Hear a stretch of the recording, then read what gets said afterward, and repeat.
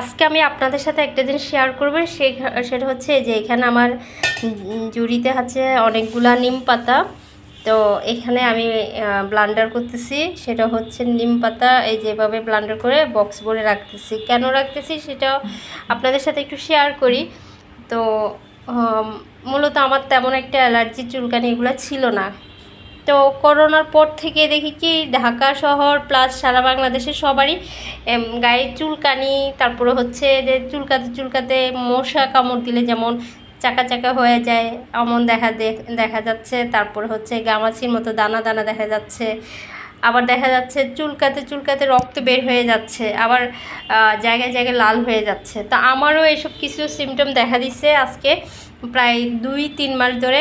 আমি ডাক্তারের প্রেসক্রিপশন অনুযায়ী ওষুধও খাইছি। ওষুধ খাওয়ার পর হয় কি, অ্যালার্জির ওষুধটা হচ্ছে খাওয়ার পর সাময়িক কমে, তারপর সাময়িক কমে, তারপর আবার সেই আগের মতো চুলকানিগুলো থাকে। রাতে ঘুমাইতে পারি না, রাতের দিকে খুবই খুবই অসহ্য রকমের চুলকায়।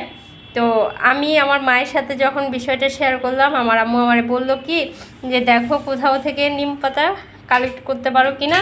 তাহলে নিম পাতা বেটে বা ব্লেন্ডার করে তুমি নিম পাতা বড়ি করতে পারো, বা বাটা নিম পাতাগুলো সারা শরীরে মাখতে পারো। মাইখা 10-15 মিনিট গোসলে রাখে, মেখে 10-15 মিনিট থাকো, তারপরে কুসুম গরম পানি দিয়ে গোসল করো। নয়তোবা বেটে বড়ি করো, ছোটো ছোটো করে বড়ি করে রোদে শুকাও, ভালো করে শুকাইয়া বয়াম ভরে রাখো। আর প্রতিদিন দুইটা একটা করে পানির সাথে গিলে খাবা। আর নয়তোবা ওই বাটা বা আস্ত নিম পাতা গোসলে পানি সেদ্ধ করে, যে সেদ্ধ পানিটা ওইটা গোসলের পানির সাথে মিক্স করে গোসল করো। টানা কয়েকদিন করো, দেখবা চুলকানি নাই হয়ে যাবে। তো আমি আম্মুর কথা মতো আজকে বেশ কয়েকদিন নিম পাতা এনে নিম পাতা বেটে সারা শরীরে মেখে 10-15 মিনিট রাখলাম গোসলের আগে। আম্মু যেভাবে যেভাবে বলছে ঠিক সেভাবেই করলাম। তা আলহামদুলিল্লাহ, সত্য কথা কি আমার অনেকখানি চুলকানি কমে গেছে। তা আমি আবার সম্রাটকে বলে যে আমার জন্য কয়েকটা নিম পাতা নিয়ে আসো, আমি একটু বেটে কী করি বক্সে রেখে দেই, নয়তোবা ভালো করে শুকাইয়া বয়াম ভরে রাখিয়া বড়ি করে খাই। তো আম্মু যেভাবে বলছে ঠিক সেভাবে করতেছি, এখন ব্লান্ডার করতেছি। আমি এখন চিন্তা করলাম যে আগেরকার মানুষজন যেভাবে আপনার গাছগাছালি বিভিন্ন ভেষজ বনজ গাছগাছরা থেকে ওষুধ বানিয়ে অসুখগুলো নিরাময় করতো, আসলে আমরা তো বেশি আধুনিক হয়ে গেছি। তো যুগের তালে আমাদেরকে অনেক কিছু করতে হয়, তারপরেও কিন্তু আমাদেরকে মানে ঘুরে ফিরে সে পুরনো সেই শেকড়ের কাছে যেতে হয়। তাই আমি আমি এটার কাছ মানে নিম পাতার থেকে প্রচুর পরিমাণে উপকৃত হয়েছি, তাই আপনাদের সাথে শেয়ার করলাম। আপনারাও ট্রাই করতে পারেন। হয়তোবা এক একজনের স্কিন এক এক রকম, হয়তোবা কারো কাজ করবে, কারো কাজ নাও করতে পারে, কিন্তু একটু ট্রাই করলে ভালো কিছু হইতেও পারে। তো এখন এগুলো সব কিছু আমি এখন ব্লেন্ডার করে বক্স ভরে রেখে দিব।